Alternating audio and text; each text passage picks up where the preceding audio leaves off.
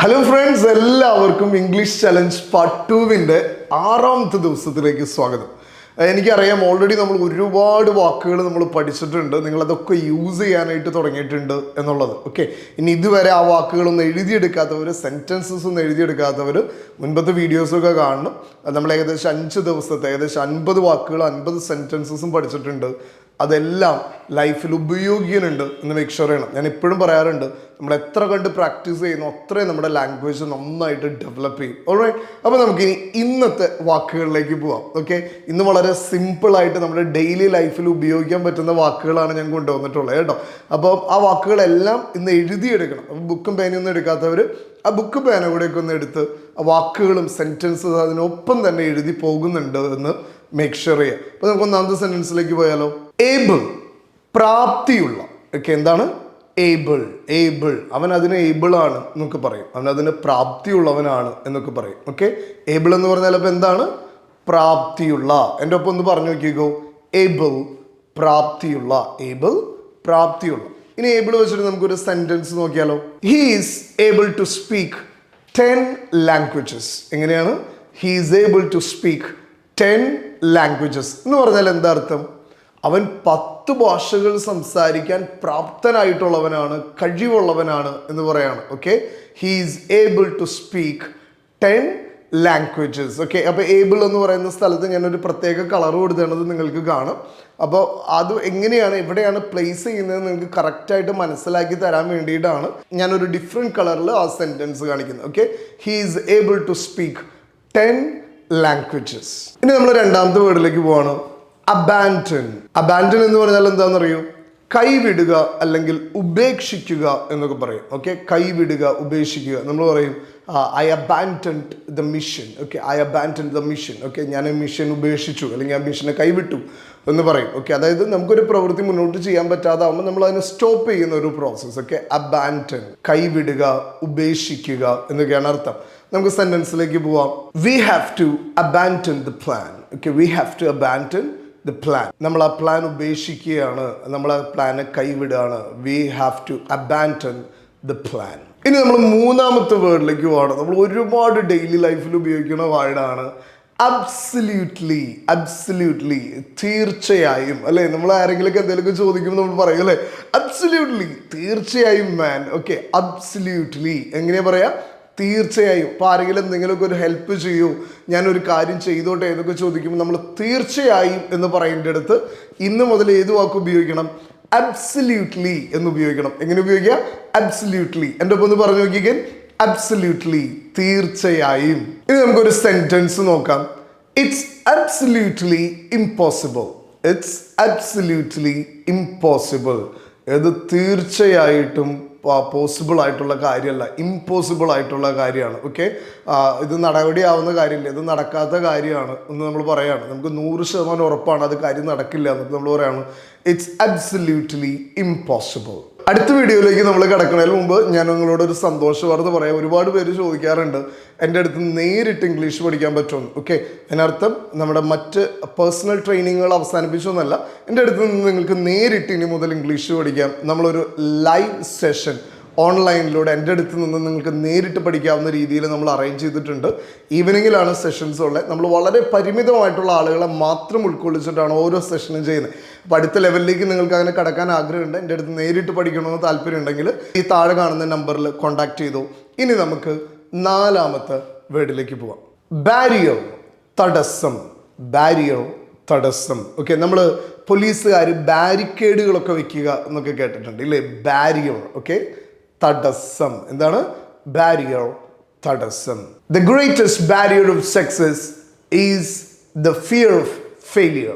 The greatest barrier to success is the fear of failure. Okay, വിജയത്തിലേക്കുള്ള ഏറ്റവും വലിയ തടസ്സം തോൽക്കുമോ എന്നുള്ള പേടിയാണ്. ഓക്കെ, അപ്പോൾ ഇംഗ്ലീഷ് പഠിക്കുമ്പോൾ അങ്ങനത്തെ പേടിയൊന്നും വേണ്ട, ധൈര്യമായിട്ട് അങ്ങോട്ട് ഇംഗ്ലീഷ് സംസാരിക്കണം, പ്രാക്ടീസ് ചെയ്യണം. Okay, the greatest barrier to success is the fear of failure. Okay, അല്ലെങ്കിൽ നമ്മൾ ലൈഫിൽ ചില സമയങ്ങൾ പറയും I have many barriers in my life. എനിക്ക് ഒരുപാട് തടസ്സങ്ങൾ എൻ്റെ ജീവിതത്തിലുണ്ട് എന്നൊക്കെ പറയും. Okay, I have many barriers in my life. അപ്പോൾ ബാരിയർ എന്ന് പറഞ്ഞാൽ എന്താണ് അർത്ഥം?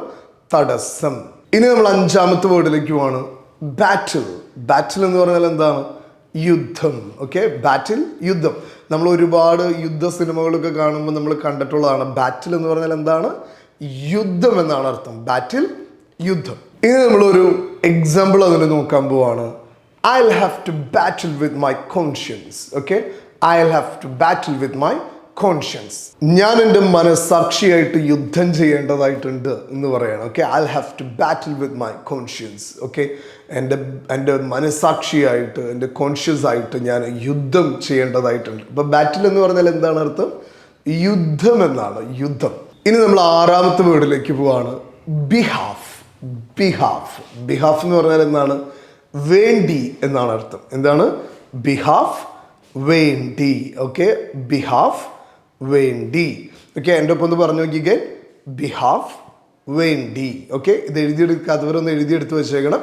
നമുക്കൊന്ന് സെൻറ്റൻസ് നോക്കാം. I want to apologize on my son's behalf. I want to apologize on my son's behalf. Okay, I want to apologize on my son's behalf. എൻ്റെ മകന് വേണ്ടി ഞാൻ നിങ്ങളോട് ക്ഷമാപണം ചോദിക്കുന്നു, ക്ഷമ ചോദിക്കുന്നു എന്ന് പറയാണ്. എങ്ങനെ? I want to apologize on my son's behalf. Okay, I want to apologize on my son's behalf. എൻ്റെ ഒപ്പം ഒന്ന് repeat ചെയ്യാവോ? I want to apologize on my son's behalf. ഇനി നമ്മൾ ഏഴാമത്തെ വേർഡിലേക്ക് പോവാണ്. chew. chew എന്ന് പറഞ്ഞാൽ എന്താണ്? ചവയ്ക്കുക. ഓക്കെ, chew, ചവയ്ക്കുക. ഓക്കെ, chewing gum എന്നൊക്കെ നമ്മൾ കേട്ടിട്ടുണ്ട് അല്ലേ? chewing gum. ഓക്കെ, chew എന്ന് പറഞ്ഞാൽ എന്താണ്? ചവയ്ക്കുക. ഇനി നമുക്കൊരു സെന്റൻസ് നോക്കാം. ഓക്കെ, നമ്മൾ മക്കൾക്ക് മെഡിസിൻസ് ഒക്കെ കൊടുക്കുമ്പോൾ നമ്മൾ പറയും, ദേ അത് ചവയ്ക്കരുത്, വിഴുങ്ങണം. ഓക്കെ, നമ്മൾ പറയും don't chew it, swallow it. Okay, don't chew it, swallow it. Okay, don't chew it, swallow it. Okay, ചവയ്ക്കരുത്, പകരം വിഴുങ്ങുക. അപ്പോൾ സോളോ എന്ന് പറഞ്ഞാൽ എന്താണ്? വിഴുങ്ങുക എന്നുള്ളതാണ്. ഇനി നമ്മൾ എട്ടാമത്തെ വേർഡിലേക്ക് പോവാണ്. എട്ടാമത്തെ word climb. Okay, climb. Climb എന്ന് പറഞ്ഞാൽ എന്താണ്? കയറുക, കയറുക. Okay, he is climbing the tree എന്ന് പറയും. ഓക്കെ, അവൻ മരം കയറിക്കൊണ്ടിരിക്കുകയാണ്. Okay, he is climbing the mountain. അവൻ മല കയറിക്കൊണ്ടിരിക്കുകയാണെന്നൊക്കെ പറയും. അപ്പോൾ ക്ലൈം എന്ന് പറഞ്ഞാൽ എന്താണ്? കയറുക എന്നുള്ളതാണ്. ഓക്കെ, ഇനി നമുക്കൊരു സെന്റൻസ് നോക്കാം.